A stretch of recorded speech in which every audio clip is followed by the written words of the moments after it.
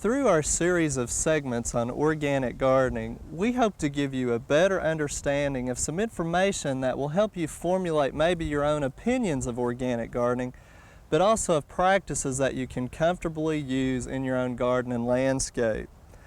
Well, today we're going to tackle the topic of pest control, and it seems like when people think of organic gardening, that pest control is usually what comes to mind. But keep in mind too that there's much more to organic gardening than just pest control.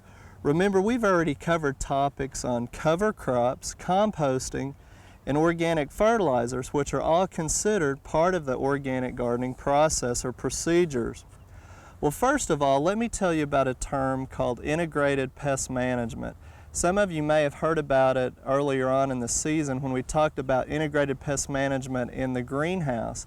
But this is a term or a practice where different methods of pest control are used for efficient and economical results, and it's used a lot of times in agriculture, commercial agriculture endeavors, but there's some of those practices and concepts that we can also incorporate into our home garden.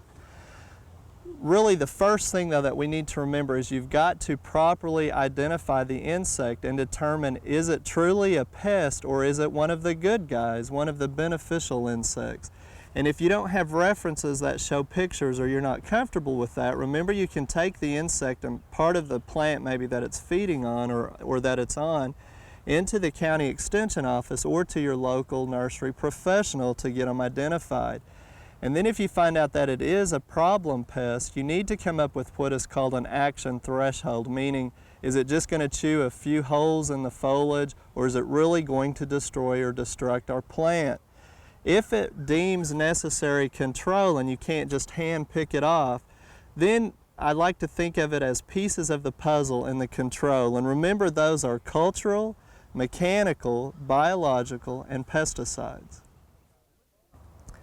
Well, let's talk first about cultural controls, and of course these are practices that we can do throughout the year to prevent any problems that we might incur. And first of all, let's talk about crop rotation in the vegetable garden. For example, last year in this raised bed we grew pumpkins, and for crop rotation what we're trying to do is avoid planting the same family of vegetables in the same location year after year. Because if you do, what happens, you build up a high population of a food source for the particular pest. It's especially important when you talk about tomatoes and some of those crops too, but instead of coming back in with a vining crop, we've come back in with our cold crops like cabbage and broccoli and tomatoes. So what does that mean? Next year we'll rotate back away from these families of crops. So we try to do that throughout our garden every year, and we keep records of what we plant and where we plant it. And especially on the small raised beds, what you may have to do is rotate out half of that bed if you've got a smaller garden spot. But it is easy to do, and it's very helpful in keeping the food source mixed up for particular types of pests.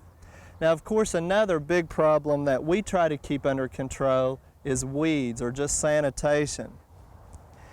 And you can see here in front of me, we've got a lot of rain recently, but we're having an outbreak of crabgrass coming in. Now, we're easy to keep our weeds out of our beds because we're using a mulch, but don't let those weeds get a hold of you. As soon as we can get this dried out, we'll till it up a little bit in between and we'll put straw over it to help shade that out and make it easier for us to walk in. But weed control really is important because weeds attract a lot of the insects that are going to come in and feed on our crops. Also, if you get any diseased foliage or plant material or fruit that falls on the ground, make sure you rake those up so they don't reinfect from year after year. So just general sanitation and cleanup practices are very crucial, and that's why we've got to be out in the garden monitoring for those pests and pulling and keeping things clean while we can.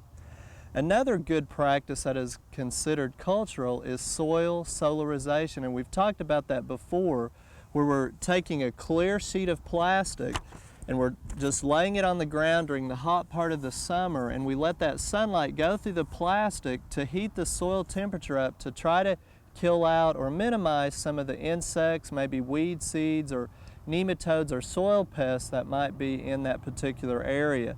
And again, you need it to be moist, but you're trying to heat it up enough during August, July the hot time where you can kill out some of those pests. Now, of course, it's not going to reduce all of them, but it will help a little bit, and that's soil solarization. And then time plantings is real crucial. If you try to plant a little bit earlier with some of the, say, cold frames or different things that we've talked about on the show, you might get an earlier crop and beat some of those insects that might come in.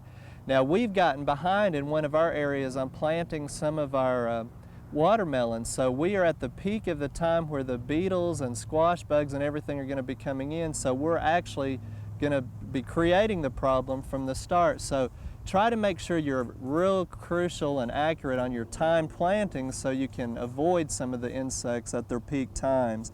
And then, of course, a real easy thing to do is make sure you buy resistant varieties to start with. Plants that are going to be tolerant to some of the different insects and disease problems. And on tomatoes, that's a very common area to purchase plants that are resistant. And let me go over some of those for you because there's some new ones that you may not be aware of. V is for verticillium, F is for fusarium, and you may even get a double F, which is for fusarium races 1 and 2. Then there's an N for nematodes, an A for alternaria, an L for leaf spot, an ST for stemphyllium, which is gray leaf spot on tomatoes, or T for tobacco mosaic virus. And what you'll see is when you're looking at the seed catalogs, you may see these abbreviated letters beside the name of the plant, or you may even see it written on the tag of the transplant. And if you have these problems or identified these diseases or pest problems, then if you buy a plant that's tolerant or resistant to it, you're going to be one step ahead. Now remember, under stress conditions, these plants can also lose that tolerance if they're under stress, say from heat or wind, etc., but it's still a good advantage because it has a little bit more tolerance to that problem. And then anytime you can buy certified plants that are grown under sterile conditions, like say potatoes or strawberries, you're going to be starting off a lot better in the beginning too. Then I also want to talk about trap crops or intercropping. And these are plants that have a natural biochemical inhibition, sometimes known as allelopathy. And just to give you an example, a lot of times you know what we're talking about in these terms when we talk about black walnuts. You know that some plants won't grow under the root system or the drip system of black walnuts. And that's because of a chemical that's generated that actually kills out those plants. Well, you can also find situations where that's beneficial to you. And we showed a story on some research down in Lane at the research center last year where they're using cereal rye and they're growing that, and that has some chemical inhibition on some of the weeds. So you can use trap crops or particular plantings to reduce populations in the soil or keep weeds out. And of course, this also stands for some of the companion plantings. And this is something that there's a lot of concern about and a lot of interest, but to be frankly with you, research shows that there's no significant data to date to prove the value of companion planting. But that doesn't mean that there's not something there. In some cases, plants that have aromatics may mess up the flight schedule or mess up the plants coming in and kind of confuse them where they don't know where to land, and that's a plus, but the research is hard to show that.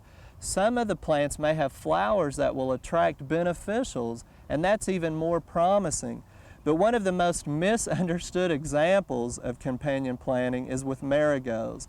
Most people want to put marigolds in around their garden border, thinking that it will keep insects out, and we've also heard about the fact that marigolds will reduce nematodes in the soil.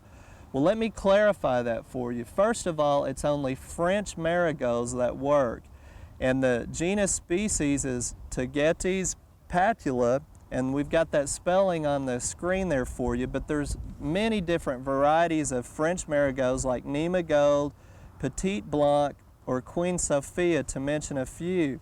But the way this works is when you plant that particular marigold, it will sure enough reduce root knot nematodes in the root zone of the marigold. But just planting them in among your garden doesn't really help unless your vegetable grows in the root zone of the marigold. So the best way to use them is to plant them in mass areas and then reduce the nematode population, and then the following growing season come in with the planting of a crop rotated or followed behind a planting of French marigolds. Now, as far as the aromatics of the French marigold, again, there's not a lot of research to show that it keeps insects out. And if you've tried to grow marigolds, you know that one of their favorite insect pests is spider mites. So you can actually introduce or attract harmful insects into the garden. So you need to know how to use marigolds efficiently in your landscape and garden. So really the best way to start with pest control is don't forget the first piece of the puzzle, that's cultural. Those are the easy things that we can do without using chemicals. And next time we're going to talk about mechanical pest control in the vegetable garden. We hope you've enjoyed this classic from the Oklahoma Gardening Vault. Remember, even though these tips and techniques are timeless, there's always something new to learn in the world of gardening. By subscribing to both Oklahoma Gardening and OK Gardening Classics, you'll have access to a wealth of gardening knowledge, both classic and contemporary.